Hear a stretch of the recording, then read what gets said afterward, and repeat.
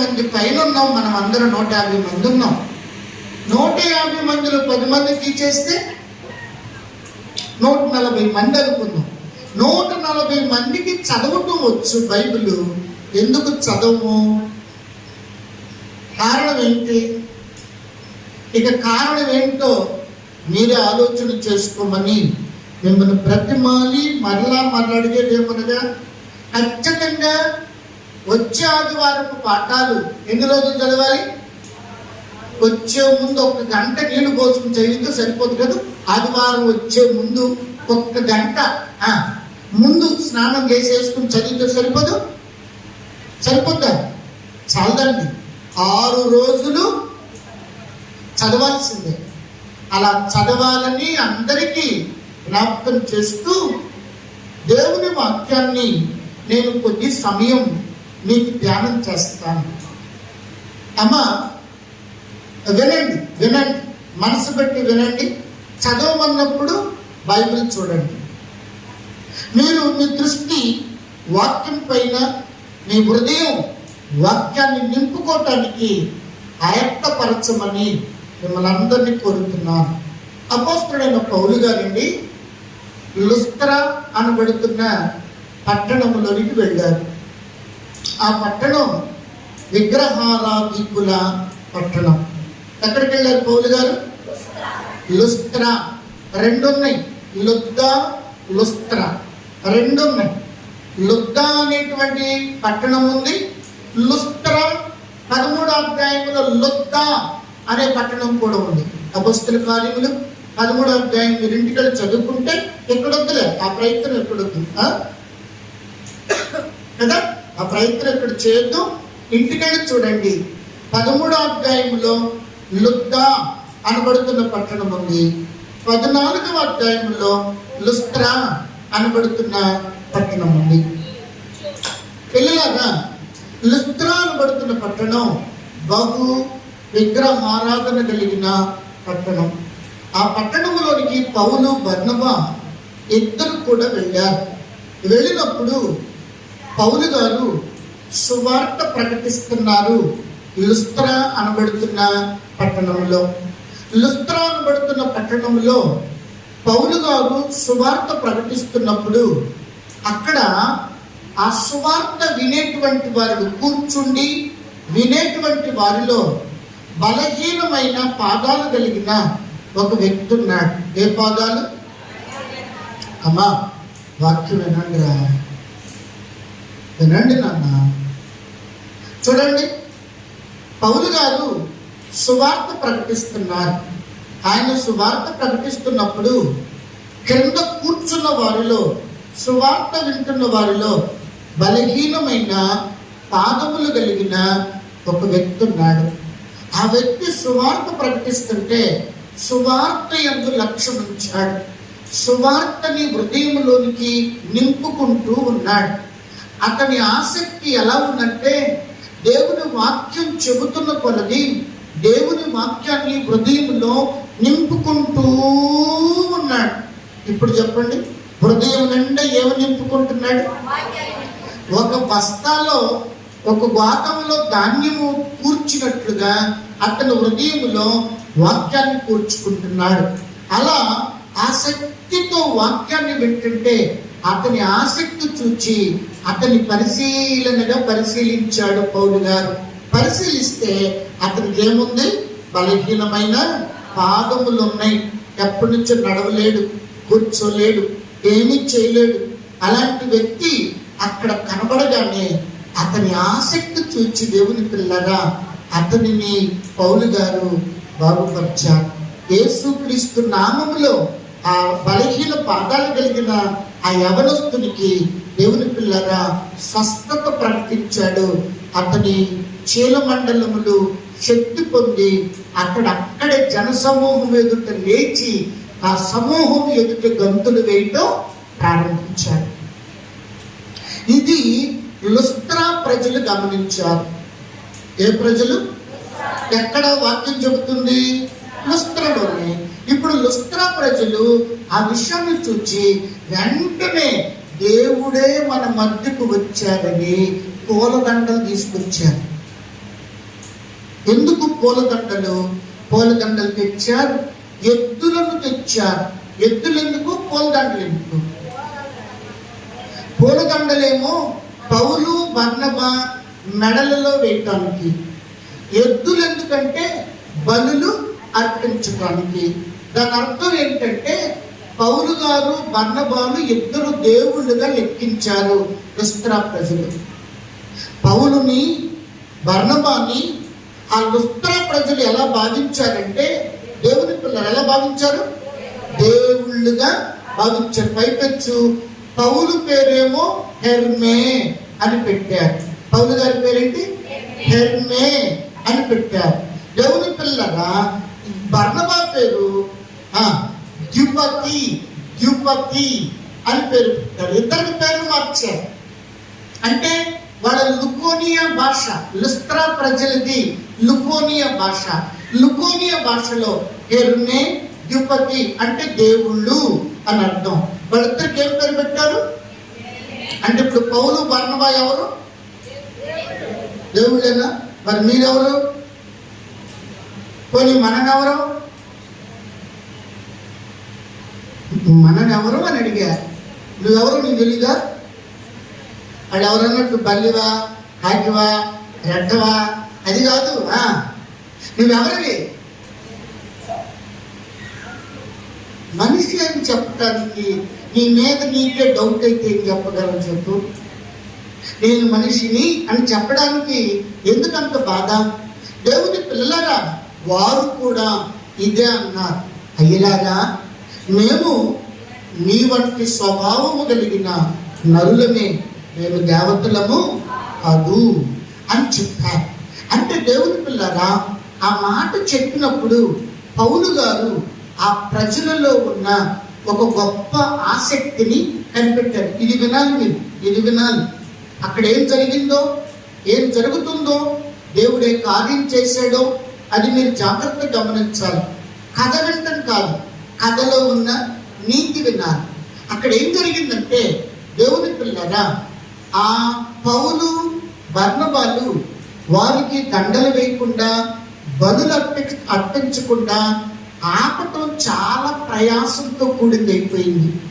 ఎందుకు? అయ్యా మేము దేవుళ్ళము కాదు, మేము నరులమే, మీ వంటి నర స్వభావం కలిగిన మనుషులమే, మేము మనుషులమయ్యా, మేము దేవుళ్ళం కాదు అని చెప్పడానికి వారికి ఎంత యాతనైపోయిందంటే, ఆ బలులు అర్పించకుండా, ఆ దండలు మెడలో వేయకుండా ఆపటం పౌలు గారికి చాలా కష్టసాధ్యమైంది. అయితే ఏంటంటే, అప్పుడు పౌలు గారు ఆ ప్రజల మీద దృష్టి సారించాడు. ఏం సాధించాడు? ఏంటయ్యా అంటే, ఈ ప్రజలకి దేవుడంటే తాపత్రయం ఉంది. ఏముంది? దేవుడంటే తాపత్రయం ఉంది. కాబట్టి దేవుని వీళ్ళకి పరిచయం చేయాలని వారందరిని కూర్చోబెట్టి దేవుని గూర్చి చెప్పారు. దేవుని గూర్చి ఏం చెప్పాడు తెలుసా? అయ్యా కూర్చోండి, నేను దేవుని గూర్చి, మేము దేవుళ్ళం కాదు, మేము దేవతలం అంతకంటే కాదు, అసలైన దేవుని గురించి అంటే ఈ కుంటి వాడికి, బలహీన పాదాలు కలిగిన వాడికి స్వస్థతనిచ్చింది ఎవరంటే ఇచ్చిన ఆయన ఒక ఆయన ఉన్నాడు. ఆయన ఎలా ఉంటాడంటే, ఆయన ఏ రూపంలో ఉంటాడంటే, వాళ్ళు చెప్పారు 17వ వచనం, అయినను ఆయన ఎవరైనా తండ్రైనా కుమారుడైన క్రీస్తుని గురించి చెప్తున్నాడు. ఆయన ఆకాశము నుండి మీకు వర్షమునిచ్చేవాడు. దేవుని పరిచయం చేస్తున్నాడు. ఎవరికి? లుస్త్రా ప్రజలకి. లుస్త్రా ప్రజలకి ఏ ఆసక్తి ఉంది? దేవుడు కావాలి, దేవుడిని తెలుసుకోవాలి, దేవుడు అంటే ఆయన ఏం చేస్తాడో తెలియాలనేటువంటి ఆసక్తి పడుతుంది కనుక పౌలు గారు చెప్తున్నాడు, అయ్యా దేవుడు ఎలా ఉంటాడంటే, ఆకాశము నుండి మీకు వర్షమును, ఫలవంతములైన ఋతువులను దయచేయువాడు, ఆహారమును అనుగ్రహించేవాడు, ఉల్లాసముతో మీ హృదయములను నింపి మేలు చేసేవాడు చెప్పాడు. అయ్యా ఆకాశము నుండి వర్షం వస్తుందంటే ఎవరి కృప? దేవుని కృపే. ఫలభరితమైన ఋతువులు జరుగుతున్నాయి అంటే ఎవరి కృప? ఋతువులు అంటే ఏంటి? ఋతువులు ఎన్నిరా? 6 4 6 ఏమేమి ఋతువులు ఏమేమిరా? పోనీ మీ కాడికి వస్తుంది. వర్షాకాలం, వర్ష ఋతువు, ఏమండి శీత ఋతువా? అయ్యో నేను ఏ బాయిలో కూడా చచ్చిపోను, ఋతువులు కూడా మర్చిపోయాం మనం. సరే దేవుని పిల్లరా, ఋతువులను అనుగ్రహించి ఫలభరితమైన వాతావరణం ఇచ్చి నేరుడు చేత మీ బ్రతుకులను నింపేవాడు ఆయనే. ఈ సువార్త తట్టు తిరగండి అని చెప్పినప్పుడు లుస్త్రా ప్రజలందరూ కూడా ఈ సువార్త తట్టు తిరిగారు. దేని తట్టు? ఈ సువార్త అంటే దేవుని వాక్యం. దేవుని వాక్యం అంటే వాక్యం ఎవరా? ప్రభువైన క్రీస్తే. అంటే క్రీస్తు ఎలా ఉంటాడో, ఏ మేలులు చేస్తాడో, ఏ స్వస్థతలు చేస్తాడో, ఏ అద్భుతాలు చేస్తాడో, ఎలాంటి ఆశ్చర్యకారాలు చేస్తాడో ఆ ప్రజలందరికీ పౌలు గారు బోధించాడు. నేను అంటాను, వాక్యాన్ని ఆ ప్రజలకి ఇచ్చేసాడు, వాక్యాన్ని ఆ ప్రజలకు పరిచయం చేశాడు. ఆ ప్రజలు ఆ వాక్యాన్ని కొట్టుకున్నారు. అమ్మా, ఎంతకు వాక్యంలో ఏముందరా వాక్యంలో? ఏం వాక్యం? అందుకేగా మనం 6 రోజుల నుంచి కూడా చదవండి. వాక్యంలో ఏదన్నా ఉంటే చదువుతాంగా. అదే సీరియల్ అయితే ఏం చేస్తాము? వరుస పానీయం నిమిషం కూడా తేడా రాకూడదు. ఎందుకంటే ఏం జరుగుతుందో, ఆడు కత్తితో పొడుస్తాడా, వాడు పొడుచుకుంటాడా, లేకపోతే అది తాగుతా వీడు తాగుతాడా, ఏంటో తెలియదు కదా. గందరగోళ పరిస్థితులు. అది పోతే ఎట్టా? మరి ఇదో మేలుడుతో నీ బ్రతుకు నింపేది, నిన్ను ఈ లోకములో జీవింప చేసేది, తిరిగి నిన్ను పరలోక రాజ్యానికి చేర్చేది ఎవరయ్యా అంటే ఎవరు? వాక్యం. దేవుని పిల్లరా, నువ్వు కష్టంలో ఉన్నప్పుడు, నువ్వు కన్నీటిలో ఉన్నప్పుడు, నువ్వు వేదనలో ఉన్నప్పుడు, నువ్వు బలహీనతలో ఉన్నప్పుడు, నువ్వు అస్వస్థతలో ఉన్నప్పుడు, నువ్వు ఏమి చేతగాని వాడిగా కుడికిపోయినప్పుడు నిన్ను బలపరిచేది, లేవనెత్తేది, నిన్ను ఆదుకునేది వాక్యం. కాదా? వాక్యం అండి. అందుకే కీర్తనకారుడు, నేను శుక్రవారం చెప్పాను ఈ మాట, 43:3 ఒక మాట అంటాడు. వాక్యం ఎందుకో ఏంటో జ్ఞాపకం చేయబడుతుంది. 43 కీర్తనల గ్రంథం 43:3 నీ వెలుగును నీ సత్యమును బయలుదేర చేయము, అది నాకు. అమ్మా ఈ మాట చెప్పండి నాతోటి. నీ వెలుగును. అందరు చెప్పట్లే, మళ్ళీ ఇక్కడ కూడా చెప్పట్లే. అసలే ఇంటికాడ చదువు, ఇక్కడ కూడా చెప్పట్లా. నీ వెలుగును. ఇంకా అందరూ చెప్పాలి. నీ వెలుగును నీ సత్యమును బయలుదేరు చేయము, అది నాకు త్రోవ చూపును, అది నీ పరిశుద్ధ పర్వతమునకును నీ నివాస స్థలములకును నన్ను నడిపించును. మళ్ళా చూద్దాం. నీ పరిశుద్ధ పర్వతములకును నీ నివాస స్థలములకును నన్ను నడిపించును, నీ వెలుగును నీ సత్యమును బయలుదేరు చేయము. ఏమంటున్నాడు నీ కీర్తనకారుడు అంటున్నాడు, అయ్యా నీ వెలుగును నీ సత్యమును బయలుదేరటం అంటే, బయలుదేరుతా అంటే ఏమోలే కానీ దేనికి అర్థం తెలియట్లా. మరి నేను తెలుగు చెబుతున్నాను, నేనేమన్నా హిందీ చెబుతున్నానో అర్థం కావట్లా. ఏమండి? బయలుదేరుతా అంటే దేనికో తెలుసా? కీర్తనకారుడు అంటున్నాడు. కీర్తనకారుడు అండి గొప్ప కష్టములో, నష్టములో, వేదనలో, శోధనలో ఉన్నాడండి.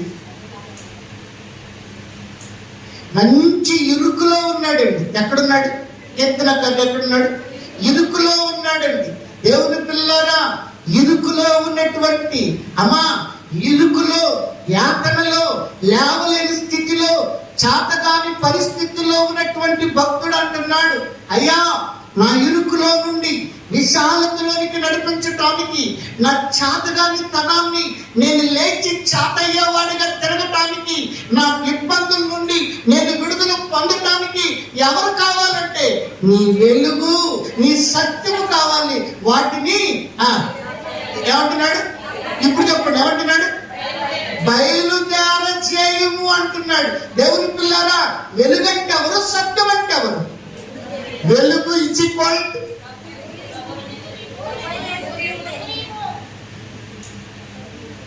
ఒరే ఊరేము దాకెందుకు లేరా? వెలుగంటే అర్థం చెప్పండి అసలు. వాక్యము. వెలుగంటే అంటే వాక్యము. సత్యము అంటే వాక్యమేనా? వెలుగన్నా వాక్యమే, సత్యమన్నా. ఎక్కడుంది ఈ మాటలకు అర్థం? సత్యము అంటే నీకు తెలుసు, యోహాను 17:17 నీకు అర్థం తెలుసు, నీ వాక్యమే సత్యము. మరి వెలుగు వాక్యం అని ఎక్కడ రాయబడి ఉంది?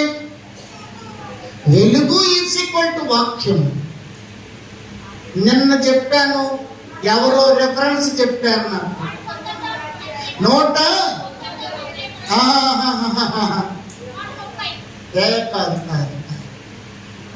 ఇంకొకటి రెఫరెన్స్, అదే కీర్తన గ్రంథం. రాసుకోమని చెప్పాను.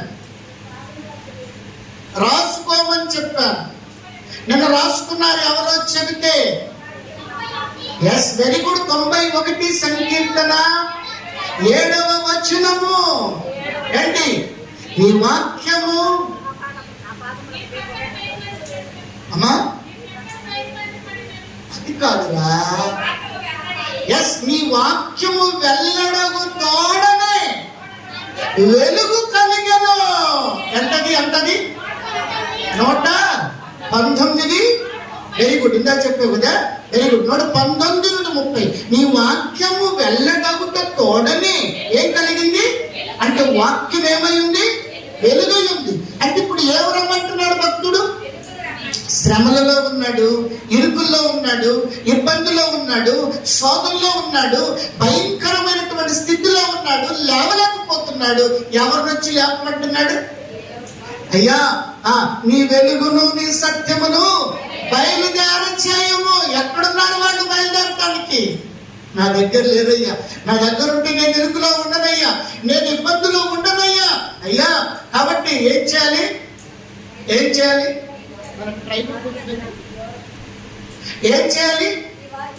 అయ్యా, ఎవరు రావాలి?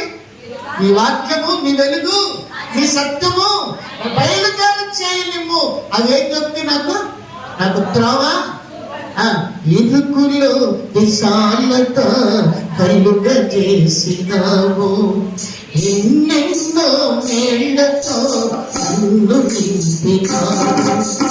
ఇరుకులో విశాలత కలుగ చేసినావు, ఎన్నెన్నో మేళ్లతో నన్ను నింపినావు. ప్రేమ వర్ణింపతరమని ప్రేమ, ప్రేమ వర్ణింపతరమని ప్రేమ, ఇరుకులో విశాలత కలుగ చేసినావు, ఎన్నెన్నో మేళ్లతో నన్ను నింపినావు. ఇరుకులో ఏం కలుగ చేస్తుందంట? విశాలత కలుగ చేయబడంట, ఎన్నెన్నో మేళ్లతో నింపేవాడంట. అందుకని కీర్తనకారుడు 43:3 అంటున్నాడు, అయ్యా, నీ వెలుగును నీ సత్యమును బయలుదేర చేయము. అది నాకేం చూపిస్తాయి? త్రోవ చూపిస్తాయి. అయితే ఆ త్రోవ ఎక్కడికి తీసుకెళ్ళిందంటే నీ పరిశుద్ధ పర్వతమునకును నీ నివాస స్థలములకును నన్ను. అంటే ఇవేంటి? పరిశుద్ధ పర్వతం ఏంటి? నివాస స్థలం ఏంటి? ఏంటది? ఆయన పరిశుద్ధ పర్వతం ఏంటి? ఆయన నివాస స్థలం ఏంటి? ఏమీ లేదు. ఆయన నిత్య రాజ్యమే ఆయన నివాస స్థలము. ఆయన పరలోక రాజ్యమే పరిశుద్ధ పర్వతం. కాబట్టి వెలుగు, సత్యం, వాక్యం అయితే వాక్యం ఎక్కడికి దారి తీస్తుందంట? త్రోవ చూపించుద్ది. ఆ త్రోవన వెళ్ళిన వాడు ఎక్కడికి జరుగుతాడు? పరలోక. అదిగో దేవుని పిల్లరా, అలాంటి సత్య వాక్యాన్ని లుస్త్రా ప్రజలకు అపోస్తలుడైన పౌలు, బర్నబాలు ప్రకటించేశారు. దాని అర్థం ఏంటో తెలుసా? వారు భయంకరమైన విగ్రహారాధన పరిస్థితుల్లో ఉన్న వారిని సైతము దేవుని మార్గములో నిలువబెట్టారు. ఆ మార్గము గుండా వాళ్ళ నిత్య రాజ్యానికి వెళ్ళటానికి బాటలు వేశారు. లుస్త్ర అనబడుతున్న పట్టణంలో పౌలు గారు, బర్నబా గారు. కాబట్టి ఇప్పుడు ఏ ప్రజలు ధన్యులు? లుస్త్ర ప్రజలు. అబ్బా, భయంకరమైన జీవితం వాళ్ళది. మనుషుల్నే దేవుళ్ళు అనుకుని ఏం చేస్తారు? వాళ్ళు మనుషులకే బలులు అర్పిస్తారు. మనుషుల్నే దేవుళ్ళు అనుకునేటువంటి వారు. అసలు దేవుణ్ణి చూపిస్తే ఆ దేవుణ్ణి లుస్త్ర ప్రజలు విడిచిపెట్టలేదు. ఆ దేవుడు ఎక్కడికి తీసుకెళ్తాడంటే నిత్య రాజ్యానికి తీసుకెళ్తాడని వారు కనుగొన్నారు. కాబట్టి లుస్త్ర ప్రజలు దైవ వాక్యము విని దేవుని వాక్యముతో నడుస్తున్నటువంటి ప్రజలని పౌలు గారు చెప్పడానికి అపోస్తలుల కార్యములో ఈ మాటలు వ్రాశాడు. ఇది పత్రిక పాఠంలో ఉన్న సత్యం. దేవుని పిల్లలారా, ఇప్పుడు పాత నిబంధన పాఠంలోకి వద్దాం. పాత నిబంధన పాఠంలో అబ్రహాము గారికి 175 సంవత్సరాలు వచ్చినాయండి. ఎన్ని? అప్పుడు చనిపోయాడండి. రాసుకునే వారు ఉంటే రాసుకోండి. ఎప్పుడు చనిపోయాడు అబ్రహాము? 175 సంవత్సరములప్పుడు చనిపోతే బైబిల్ రాసింది ఏంటో తెలుసా? అతడు అబ్బా ఏం మాట్లాడేది ఇది ఏదో ఒక రోజున మనం చనిపోతాం కనుక ఈ మాటలు మనసును పెట్టుకోవాలి. అబ్రాహామును గురించి రాయబడిన మాట ఏంటో తెలుసా? నిండు వృద్ధాప్యమున మంచి ముసలితనమున. అబ్బా ఏం మాటలండి ఎందుకు ఈ మాటలు రాశారు తెలుసా? నిండు వృద్ధాప్యమున మంచి ముసలితనమందు అబ్రహాము చనిపోయాడని వయసు కూడా చెప్పాడుగా, చెప్పలేదా? ఎందుకు ఈ మాటలు రాశాడు తెలుసా? దేవుని యందు దృఢమైన విశ్వాసము కలిగిన వాడు ఈ మరణాన్ని పొందుతాడు. దేవుని యందు దృఢమైన విశ్వాసం కలిగిన వాడు ఈ మరణం పొందుతాడండి. రుజువది. బైబిల్ అందుకే చెప్పింది. 175 సంవత్సరాలప్పుడు అబ్రాహాము చనిపోతే అతనికి ఏం పేరు పెట్టిందంటే నిండు వృద్ధాప్యమందు మంచి ముసలితనమందు అతడు చనిపోయాడని రాయబడి ఉంది. అతడు చనిపోతే ఏమండి 2 కొడుకులు వచ్చి సమాధి చేశారండి. ఎవరెవరు చెప్పాలి? మీరు 2 కొడుకులు ఎవరు? చెప్పండి రా, చెప్పండి. ముందోళ్ళలాగే అనుకోండి, చెప్పండి. ఈ అబ్రహామును 2 కొడుకులు వచ్చి సమాధి చేశారు అని అంటున్నారు. ఒక ఆయన పేరేంటి? ఇస్సాకు. రెండో ఆయన పేరేంటి? ఇస్మాయిలు. దేవుని పిల్లరా, నేను జ్ఞాపకం చేస్తా. ఆశీర్వాదములన్నీ ఇస్సాకుకే ఇచ్చేసాడుగా దేవుడు తండ్రి. అవునా కదా? ఇద్దరిని 2 దిక్కులకు పంపించేశాడు. ఇస్మాయిలును పడమర దిక్కుకు పంపాడు. రాసుకోండి, మరలా రావు, మళ్ళీ దొరకవు. ఇస్మాయిల్ ఏ దిక్కుకు వెళ్ళాడు? పడమర దిక్కుకు వెళ్ళాడు, స్థిరపడ్డాడు. ఇస్సాకేమో తూర్పు దిక్కుకు వెళ్ళి స్థిరపడ్డాడు. బాగా ఆలోచన చేయవలసిన పని. ఇది ప్రపంచ పటం. ఆలోచించాలి. జ్ఞాపకం చేస్తున్నా. ఇస్సాకేమో తూర్పు వైపుకి వెళ్ళి స్థిరపడ్డాడు. ఇస్మాయిల్ ఏమో పడమర వైపుకి వెళ్ళి స్థిరపడ్డాడు. ఇస్మాయిల్కి దీవెనలు ఇవ్వల తండ్రి, ఇస్సాకుకు దీవెనలు ఇచ్చాడు. అయితే ఏమిచ్చాడు తెలుసా? ఇస్మాయిల్కి ఏమిచ్చాడో చెప్పగలరు ఎవరన్నా? హాగరుకి చెప్పేటప్పుడు దేవుడు చెప్పాడు. హాగరుతో మాట్లాడేటప్పుడు దేవుడు చెప్పాడు. ఆ రిఫరెన్స్ ఎక్కడుందో తీసి చూచి చదవగలిగితే బాగుంటుందేమో. ఈలోపు నేను మాట్లాడుతూ ఉంటా.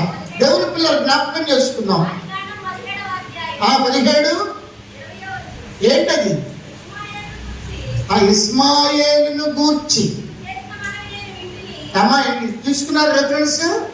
ఆదికాండము 17:21. నెక్స్ట్ ఇస్మాయేలును గూర్చి నీవు చేసిన మనవి నేను వింటిని. ఇదిగో ఏమన్నాడు? తండ్రి వల్ల, కన్న తండ్రి వల్ల. ఏ తండ్రి ఇస్తున్నాడు దీవెనలు? ఇస్మాయేలును గూర్చి దేవుడు మాట్లాడుతూ అతనిని గూర్చి అతన్ని నేను ఆశీర్వదించెదను. ఏం చేస్తానన్నాడు? 2, అతనికి సంతానాభివృద్ధి కలగచేసేదను. ఎలాగా? ఆశీర్వదించుము దేవా,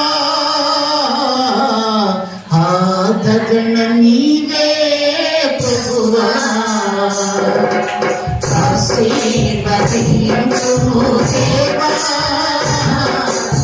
ఆదరణ నీవే ప్రభువా. అనుదినము నీ కృపయే చాలు, అనుక్షణము నీకే మా స్తుతులు.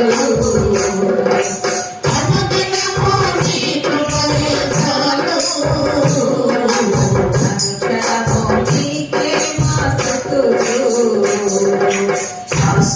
ఆశీర్వదించుము దేవా, ఆదరణ నీవే ప్రభువా.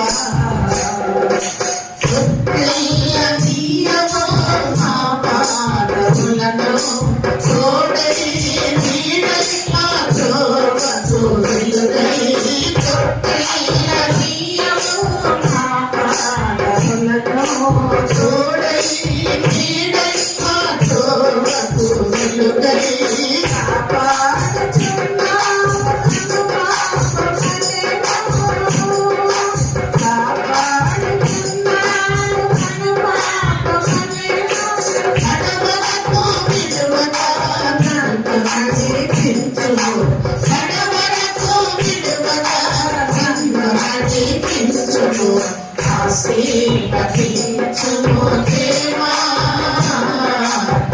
ఆదరణ నీవే ప్రభువా. తండ్రి అయితే ఇస్సాకుకే అన్ని ఆశీర్వాదాలు, ఆస్తులన్నీ ఇచ్చాడు. ఇస్మాయేలుకేవి నిజమిది ఇవ్వలా, కానీ ఒక దిక్కు పంచాడు. ఏ దిక్కుకి? పడమర దిక్కుకి వెళ్ళిపోమన్నాడు. ఆగరుని కొడుకుని పడమర దిక్కుకు పంపించేశాడు. కానీ దేవుడు మాత్రం విడిచిపెట్టలా. నిన్ను గొప్ప చేసేదను, నీ సంతానమునకు ఏమంటాడంట? నీకు సంతానమునిచ్చేదను, అత్యధికముగా మిమ్మును ఆశీర్వదించును అని తండ్రి చెప్పాడు. ఆ దీవెన నమ్మాడు ఇస్మాయేలు. వెళ్ళిపోయాడు. ఎక్కడికి వెళ్ళాడు తర్వాత మనం కనపడలేదు. వెళ్ళిపోయాడు. దేవుని పిల్లరా, దేవుని సంగమా, వెళ్ళినటువంటి ఇస్మాయిల్ ఎక్కడ కనపడ్డాడు తెలుసా? మరల తండ్రి సమాధికి వచ్చాడు. కాబట్టి తండ్రి సమాధికి వచ్చి ఇప్పుడు తండ్రి శవం దగ్గర ఏమనాలి? నేను ఇంకొక మాట చెబుతాను. 25వ అధ్యాయంలో 6వ వచనములో ఏమండి ఒక మాట రాయబడింది చూడండి. అబ్రహాము తన ఉపపత్రుల కుమారులకు ఏమండి అబ్రహాముకు ఆస్తి ఇచ్చాడు. ఉపపత్రుల కొడుకులకు కూడా ఆస్తి ఇచ్చాడు. బహుమానములు ఇచ్చాడు. ఆస్తిల బహుమానములు ఇచ్చాడు. మరి ఇస్మాయిల్కి ఏమి ఇచ్చాడని రాయబడింది? తండ్రి తండ్రి తండ్రి తండ్రి అబ్రాహాం ఏమి ఇచ్చాడంటున్నా. ఎక్కడ బైబిల్లో ఇస్మాయిల్కు పంచిన దాఖలాలు లేవు.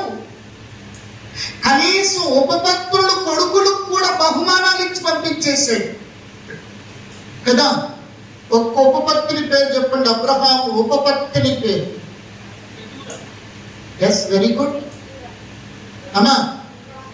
కెతూరానా? కెతూరానా? దేవుని పిల్లరా, మరి జ్ఞాపకం చేసుకుంటే ఉపపత్ని కుమారులకు కూడా ఆస్తులు ఇచ్చాడు, బహుమానాలు ఇచ్చాడు. ఇస్సాకుకు ఆస్తంత ఇచ్చాడు. ఇస్మాయిల్కి ఏమి ఇవ్వలేదు. దేవుని పిల్లరా, అయినా ఎప్పుడొచ్చాడు? తండ్రి యొక్క సమాధి కార్యక్రమంలో బైబిల్లో కనపడుతున్నాడు. చూడండి, వచ్చి గొడవ వేసుకున్నాడా? ఏమని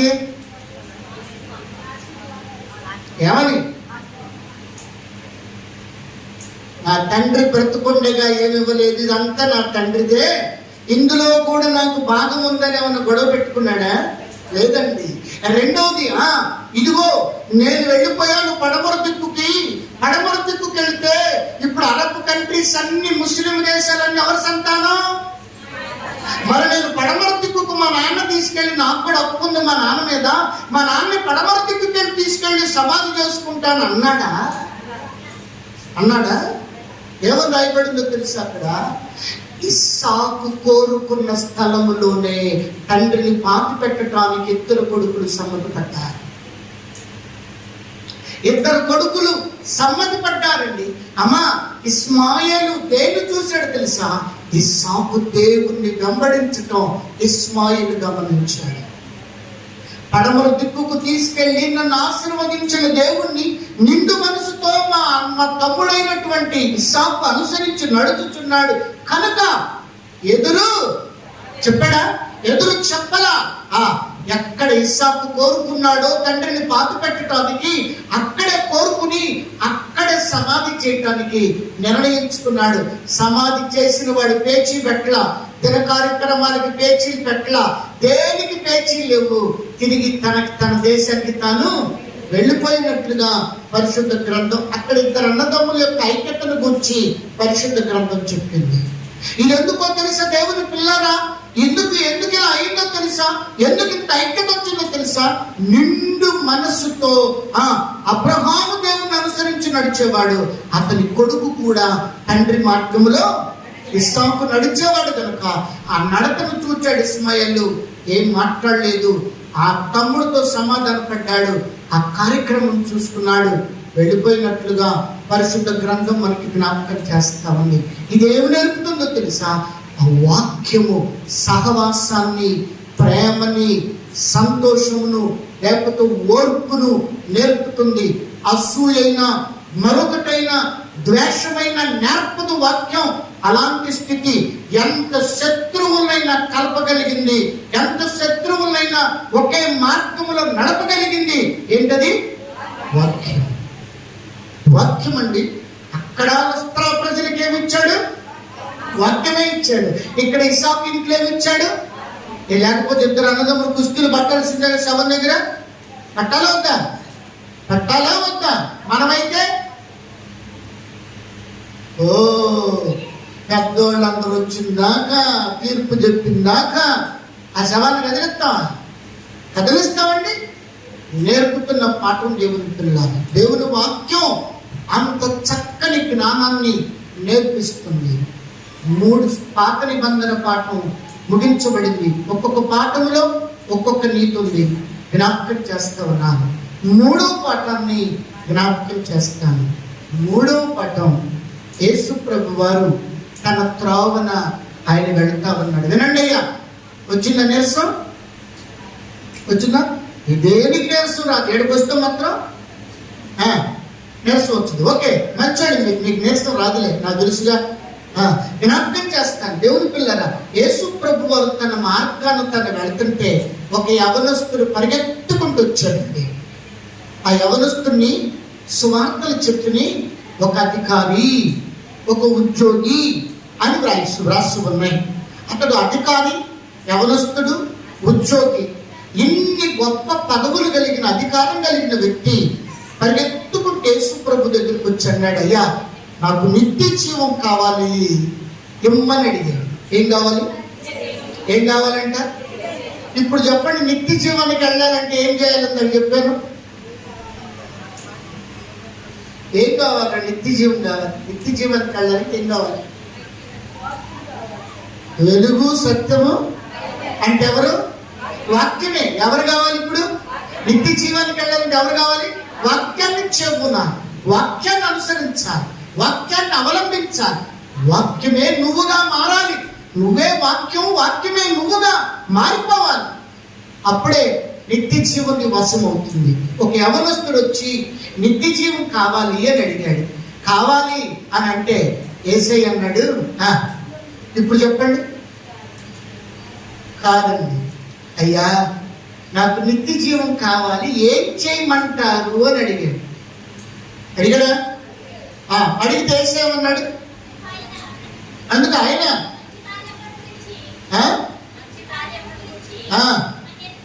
నన్ను ఎందుకు అడుగుతున్నావు? మంచివాడు ఒక్కడే. నీవు నిత్య జీవములో ప్రవేశింప కోరితే ఆజ్ఞలను గైకొనుము అన్నాడు. అమ్మా జ్ఞాపకం చేస్తాడు. నిత్య జీవములోనికి వెళ్ళాలంటే యేసయ్య ఏం చెప్పాడు? ఆజ్ఞలను గైకొనుము అన్నాడు. ఆజ్ఞలు అంటే ఏవి? మీకు తెలిసిన ఏవి? ఎన్ని ఉన్నాయండి? 10 ఉన్నాయి, అంతేగా అమ్మా? దాని వివరం చెబుతా, రాసుకుంటే రాసుకోండి. మోషే సీనాయి పర్వతం పైన 40 రాత్రులు 40 పగళ్ళు ఉన్నారు. 40 రాత్రులు 40 పగళ్ళు మోషే ఉన్నప్పుడు దేవుడు మోషే చేతికి 2 పలకలు ఇచ్చాడు. దేవుడు ఆ పలకల మీద స్వయముగా తన చేతితో మొదటి పలక మీద 3 ఆజ్ఞలు రాశాడు.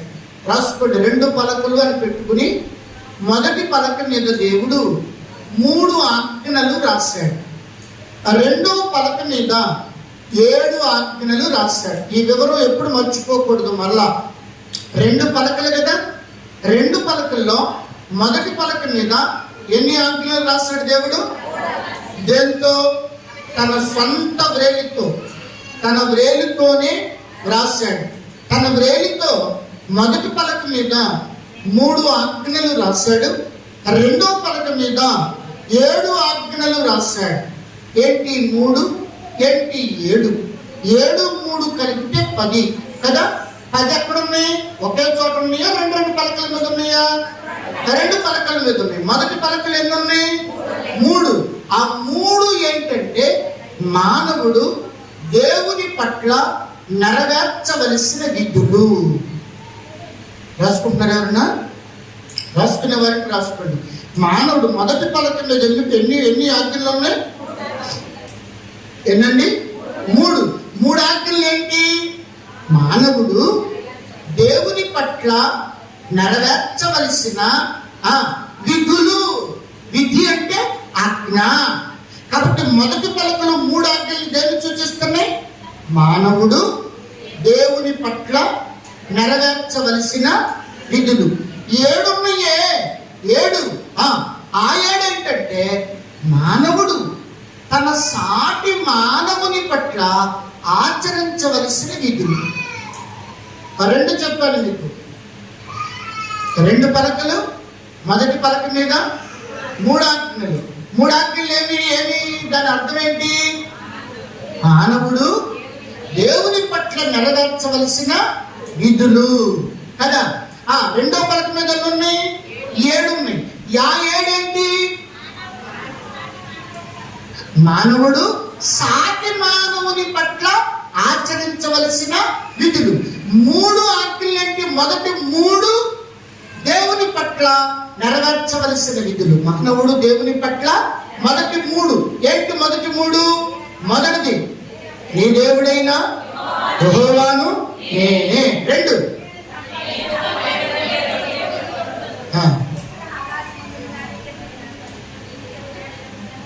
ఎన్నోదే చెప్పండి, 2ఏదో చెప్పండి అంటున్నా. నీ దేవుడైన యెహోవా నామమును వ్యర్థముగా ఉచ్చరింపకూడదు. 3 విశ్రాంతి దినమును పరిశుద్ధముగా ఆచరించుటకు. ఈ 3 ఏంటి?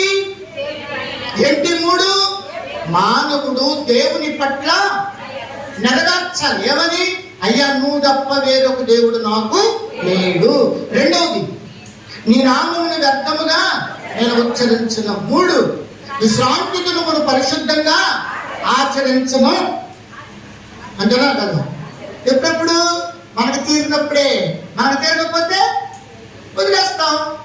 పెద్ద డేంజర్ ఏం లేదు కదా. ఆదివారంలో డేంజర్ ఉందో లేదో చెప్పా, ఉందా లేదా? ఉందని తెలిసి కూడా నువ్వు నీ ఇష్టం వచ్చినట్టే చేస్తావు తప్ప రెగ్యులర్ గా 52 ఆదివారాలు అప్పుడే చెప్పా క్యాలెండర్లో టిక్ పెట్టుకోమని. ఎన్నిసార్లు అయింది ఇప్పటికి? ఎవరైనా పెట్టుకున్నారా? ఆబ్సెంట్ ఎప్పుడు వేసావా? నువ్వు రానప్పుడు వేసావా అంటున్నా. వెయ్యో, ఎందుకంటే మళ్ళీ దేవుడు చూస్తాడేమో, నువ్వే కానీ చెప్తే వేసావు ఇంటూ అంటాడేమో అని భయం. దేవుని పిల్లరా, మొదటి 3 దేవుని పట్ల మానవుడు నెరవేర్చవలసిన విధులు. 4 నుంచి 7 వరకు ఉన్నాయి. 4వది ఏంటి? నీ తల్లిని నీ తండ్రిని ఎవరు నెరవేర్చాలి? ఇది మానవుడు సాటి మానవుని పట్ల నెరవేర్చవలసింది. ఏవేవి? 4 నుంచి 7 వరకు నా ఆజ్ఞలు ఏంటవి? మానవుడు సాటి మానవుని పట్ల నెరవేర్చవలసింది. ఈ విధంగా విభజించాడండి దేవుడు. అందుకు 2 పలకలు ఇచ్చాడు. 1 దేవుని పట్ల మానవుడు నెరవేర్చవలసినవి, 2 మానవుని పట్ల సాటి మానవుడు నెరవేర్చవలసినవి. 2 పలకలు ఇచ్చి పంపించాడు. ఇప్పుడు యవనస్తుడు చెబుతున్నాడు, నువ్వు వెళ్ళి ఆజ్ఞలు అనుసరించు అన్నాడు. ఎందుకు? నీకు నిత్య జీవం కావాలంటే ఏం పాటించమన్నాడు? ఆజ్ఞలు పాటించమన్నాడు. వాడన్నాడు, ఏ ఆజ్ఞ అన్నాడా లేదా? అన్నాడా లేదా? చదవమాట. అతడు ఏ ఆజ్ఞని ఆయనను అడుగగా యేసు, అదిగో నరహత్య చేయవద్దు, వ్యభిచారము చేయొద్దు, దొంగతనం చేయొద్దు, అబద్ధ సాక్ష్యం పలకవద్దు, తల్లిదండ్రులను సన్మానింపుము, నిన్ను వలె. ఇవి 2వ పలక, మొదటి పలక. బాగా చెప్పాలి. అంటే ఇప్పుడు యేసయ్య ఏం చెబుతున్నాడు? నిన్ను వలె మానవుడా నీ సాటి మానవుణ్ణి అనుసరించమన్నాడు. అదేగా చెప్పింది, అనుసరించమన్నాడు. వాడేమన్నాడు తెలుసా?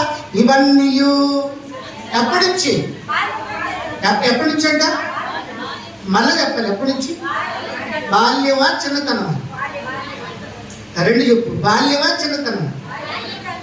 నా ప్రశ్నకు జవాబు చెప్పు. బాల్యమా చిన్నతనం? కొన్ని చిన్నతనమా బాల్యమా? 2 ఉన్నాయి. బాల్యము చిన్నతనం. దేవుని పిల్లారా, సరే వాటి గురించి వదిలేస్తా. మళ్ళా ఇప్పుడు జ్ఞాపకం చేద్దాం. వాడంటున్నాడు ఎప్పటి నుంచి అనుసరిస్తున్నాడంట అంటే అర్థం ఏంటి? 2వ పలక, మొదటి పలక? మొదటి పలక, 2వ పలక. మళ్ళీ ఎక్కపోయారా? కరెంటు పోతే ఏంటి? చెప్పాలి. 2వ పలక, మొదటి పలక? ఇప్పుడు వాడు అనుసరించవలసింది 2వ పలక, మొదటి పలక? ఇప్పుడు ఏమన్నాడు? ఇవన్నీ ఎప్పటి నుంచి? బాల్యము నుండే అనుసరిస్తున్నానన్నాడు. అంటే అర్థం ఏంటి?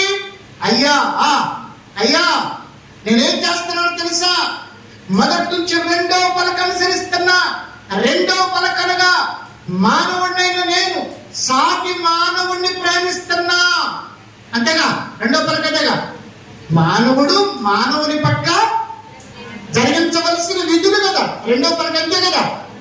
ఇప్పుడు వీడేమన్నాడు? 2వ పలక నేను అనుసరించుచున్నానన్నాడు. అనుసరిస్తున్నావా? నిజమేనా అని అంటానికి ఆయన అన్నాడు. ఇప్పుడు వెళ్ళి నువ్వు యవనుడివి, ఉద్యోగివి, ఆస్తున్నవాడు, నీ ఆస్తిని పేదరికము అని పరీక్ష పెట్టాడు. ఎందుకో తెలుసా? ఏమండి? నిన్ను వలే 2వ పలక. సాటి మానవుడు ఏం చేయాలి? సాటి మానవుడిని ప్రేమించాలి. సాటి మానవుడు ఎవరు? యేసయ్య అన్నాడు, నీ పొరుగువాడు ఎవడనగా. ఎవడు నీ పొరుగువాడు? ఎవరు అన్నారు? ఎవడు నీ పొరుగువాడు ఎవరనగా? అవసరతులో ఉన్న ప్రతి వాడు నీ పొరుగువాడు. నీ పొరుగువాడు అంటే మీ అన్నయ్య, అక్కయ్య, మీ తమ్ముడు ఇది అనుకుంటున్నావా? కుదరదు. అవసరతులో ఉన్న ప్రతి వాడు పొరుగువాడు. అదిగో బీదులు ఉన్నారు, అక్కడ వారు పొరుగువారు. ఇప్పుడు చేయిపో అన్నారు. నువ్వేమన్నా? 2వ పలక అనుసరిస్తున్నానన్నావుగా, నువ్వే ఒప్పుకున్నావుగా. ఇప్పుడు నువ్వు అనుసరిస్తావు అనేది చూస్తా, వెళ్ళి చెయ్యి అన్నాడు. వాడేం చేశాడు? ఇప్పుడు చెప్పండి, అక్షరాన్ని అనుసరిస్తున్నాడా, దానిలో ఉన్న ఆత్మీయ అర్థాన్ని అనుసరిస్తున్నాడా? నీకు తెలిసిపోయింది వాక్యం, నేను చెప్పక్కర్లా. ఏమనుసరించినట్టు? వాడు నీ ఆస్తి ఎవరికి ఇమ్మన్నాడు?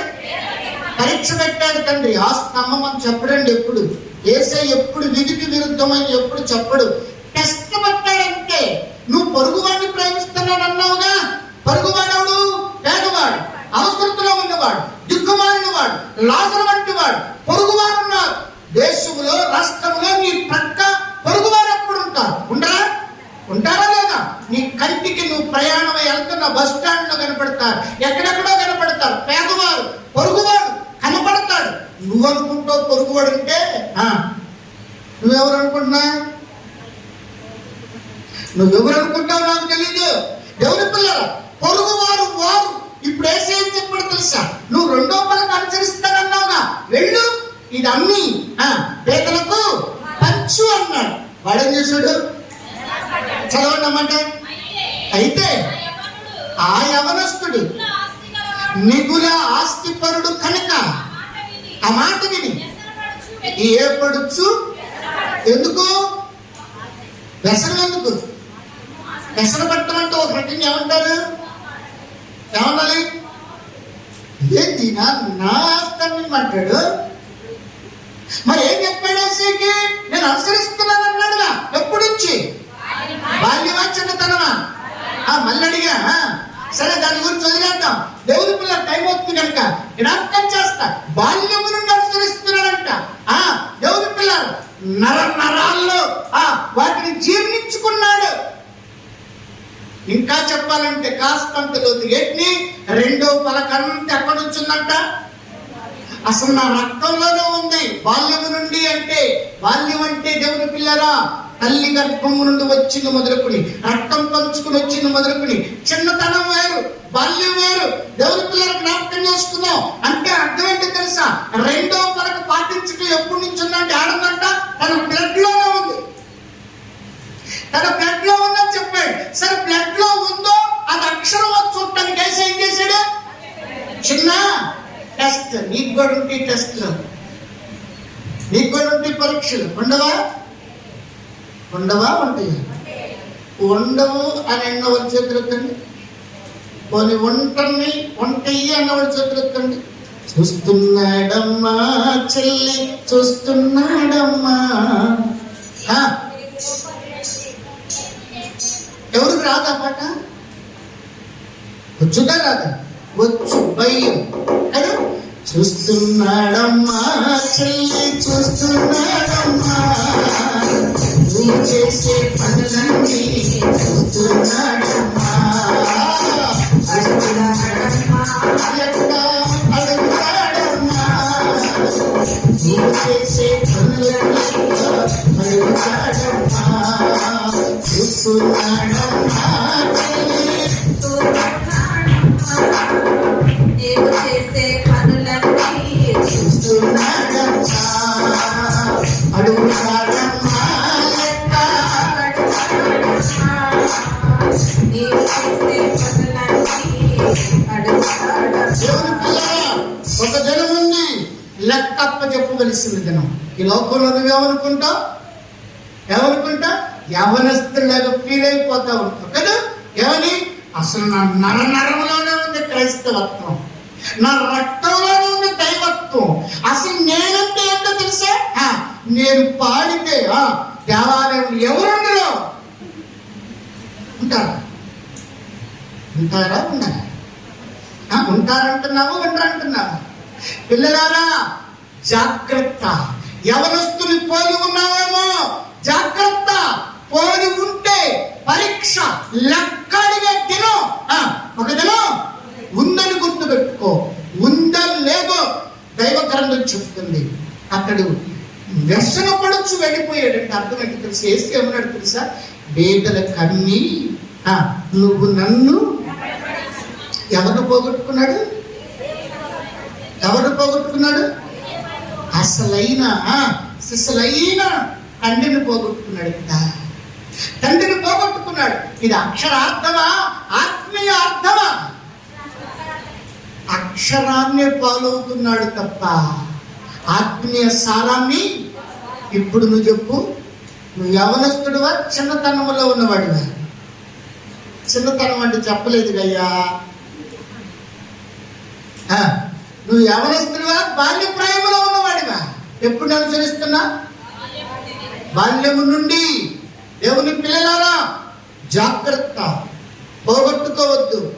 అనవసరంగా ఈ లోకాన్ని, లోకాశను నమ్ముకుని నిత్య రాజ్యాన్ని పోగొట్టుకోవద్దు. క్రీస్తును పోగొట్టుకున్నాడు యవనస్తుడు, క్రీస్తును పోగొట్టుకున్నాడు.